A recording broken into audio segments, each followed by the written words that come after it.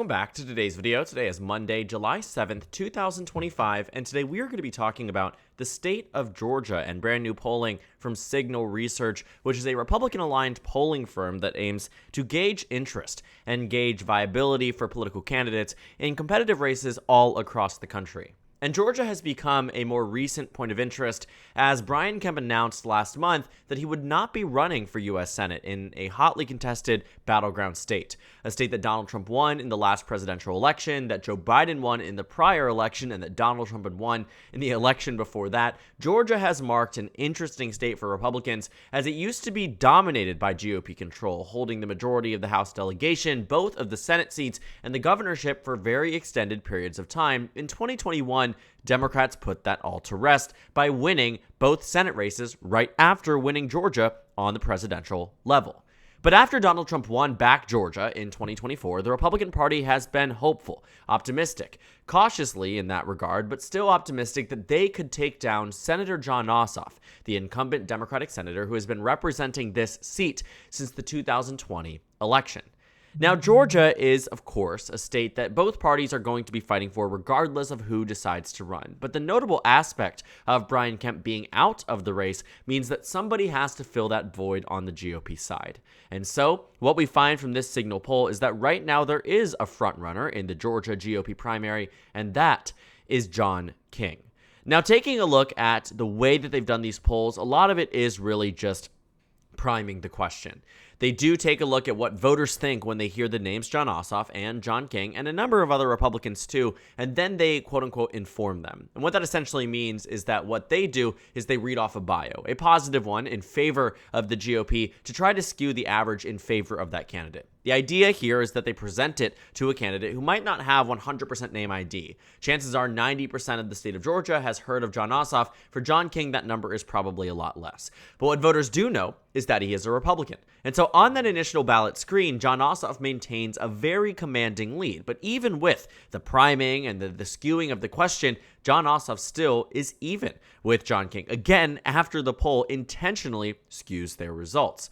But what I'm more focused on is that this is a Republican-aligned firm that shows Jon Ossoff with nearly a 10-point advantage in the initial ballot test. And you can see that in comparison to other Republicans, it also isn't that much better either.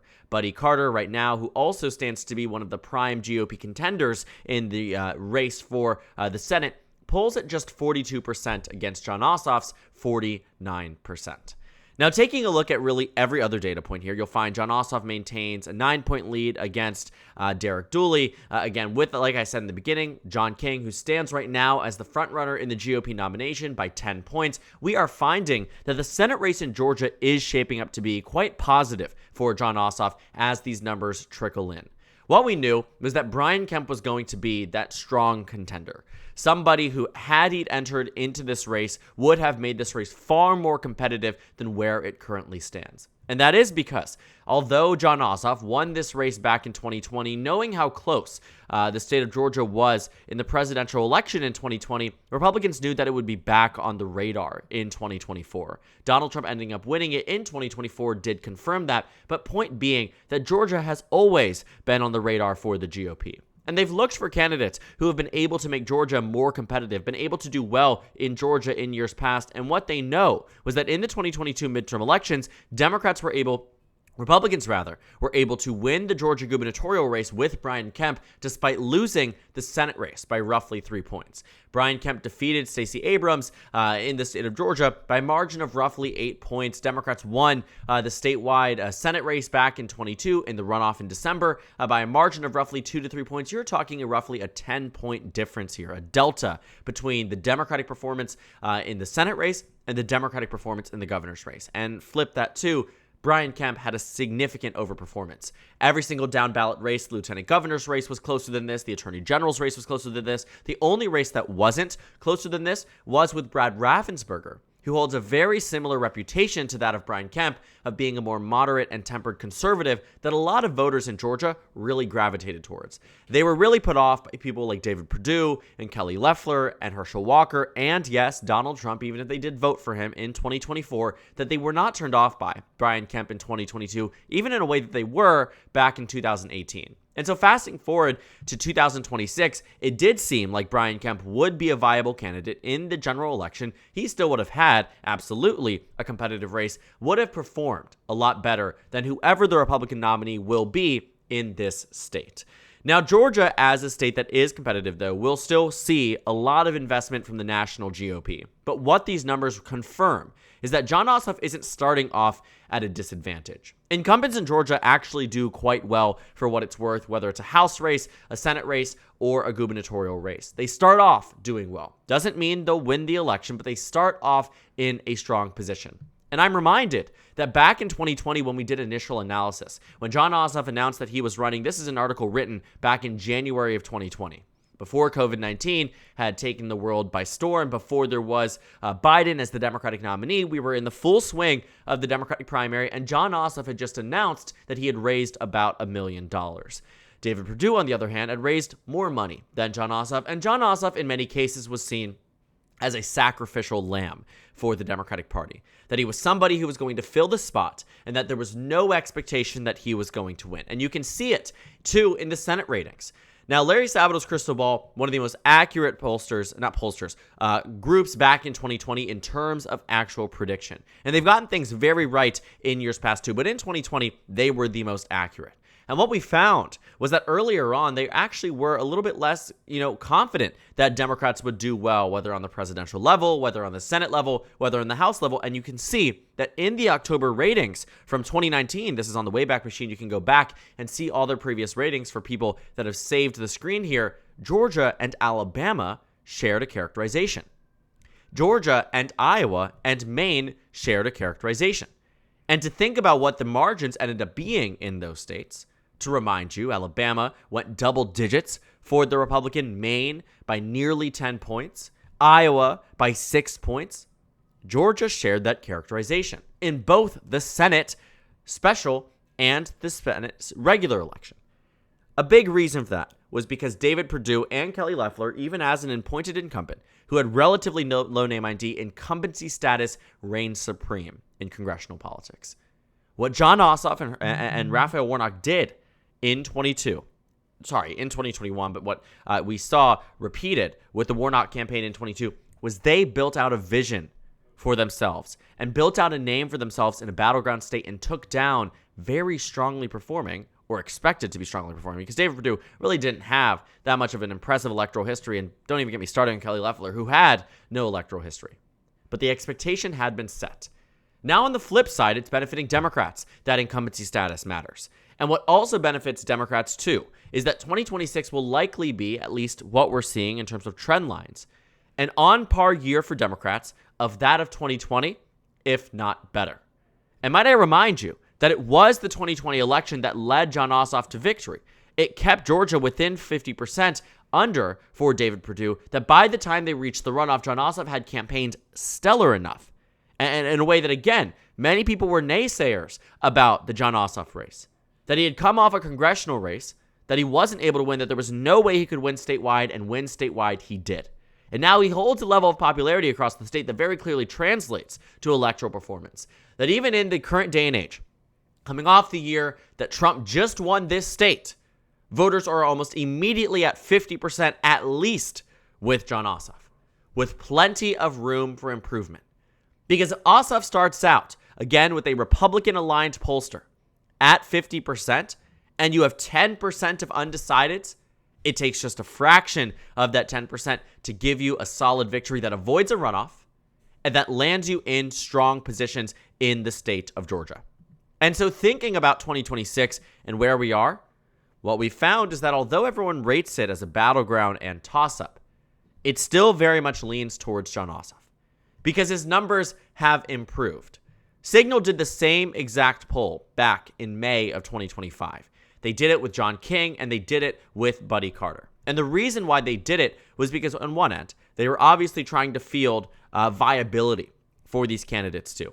But they also didn't shy away from polling other candidates too. Brad Raffensperger, who's currently the Georgia Secretary of State, who doesn't seem like he has heavy interest in running for Senate, but he might. I still think that Ossoff would take the upper hand. And that's largely because when it comes down to a Senate race like this, a more nationalized race is going to slightly skew in favor of the political party that has the momentum on their side. And knowing Georgia, I think a Ravensburger and Ossoff race would be very close. Ossoff would still probably eke by.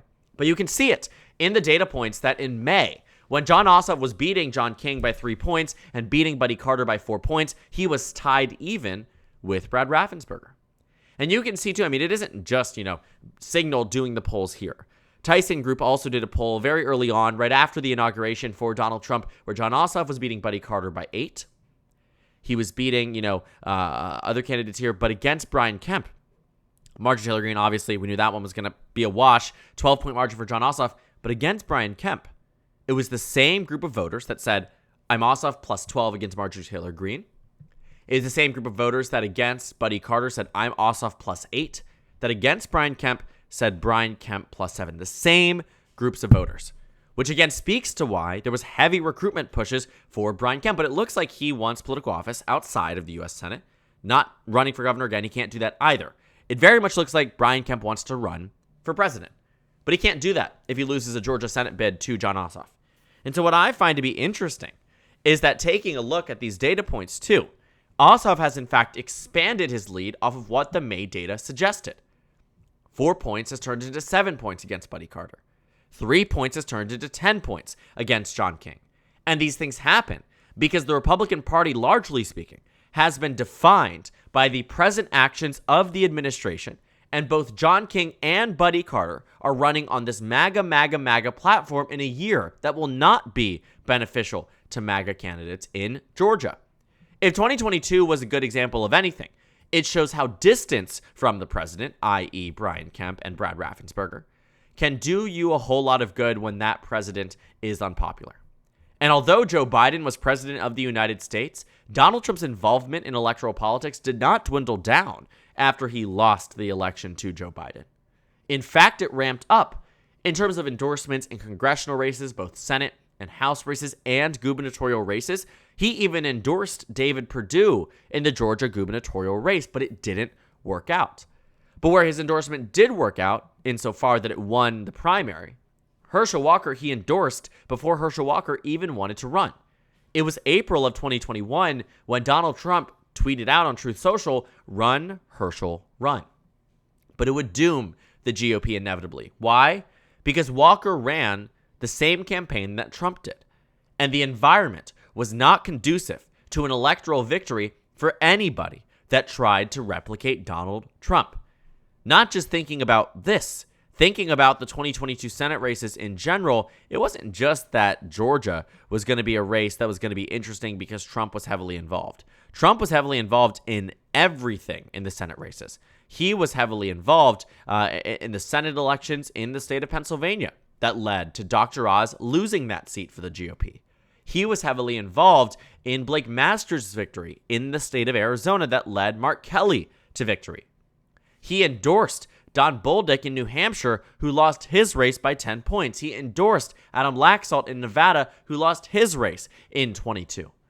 So the point is that Donald Trump's brand was largely toxic when he wasn't on the ballot, but was good when he was. The unfortunate reality is that not only will Donald Trump not be on the ballot, but as the incumbent president who holds a level of unpopularity similar to that of Obama in 2010 when Obama lost 63 seats in the House and 7 seats in the Senate, you have to see that Georgia probably won't pan out the way that Republicans would have hoped.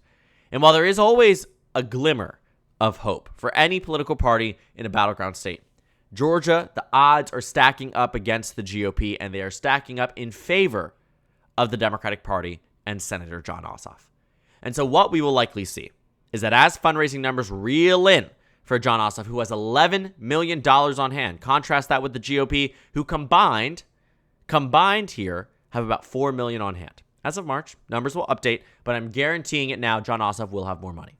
Launched his re-election, fundraising out the wazoo, you're going to see that cash on hand advantage favors the Democratic Party, name ID favors the Democratic Party, polling and race ratings favor the Democratic Party. Every metric benefits Jon Ossoff. Incumbency, presidential incumbency as well. All these things suggest that Ossoff is in a strong place right now. And while that may change over time, it is always, always, always a good position to be starting out now with a 10-point advantage that might be dwindled down to 2 or 3 by election day. But winning a 6-year term is winning a 6-year term. And winning in Georgia is all that Democrats would like to have. And with Jon Ossoff, and with where they are right now, based on all the data points, it very much seems like they are on track to do so. And while Georgia has historically been a very competitive state, there is no doubt in my mind right now, presently speaking, that Jon Ossoff wins re-election in the 2026 United States Senate race in Georgia. So thank you guys so much for watching this video. Make sure to comment down suggestions below. Subscribe on the left if you haven't already, and check out the Instagram and Twitter. At the top left of the screen, there's also a Discord server for you to go ahead and join. On the screen, there's a video for you to watch, and then a playlist for my 2026 Senate election analysis videos. Again, thank you guys so much for watching, and I will see you all later today.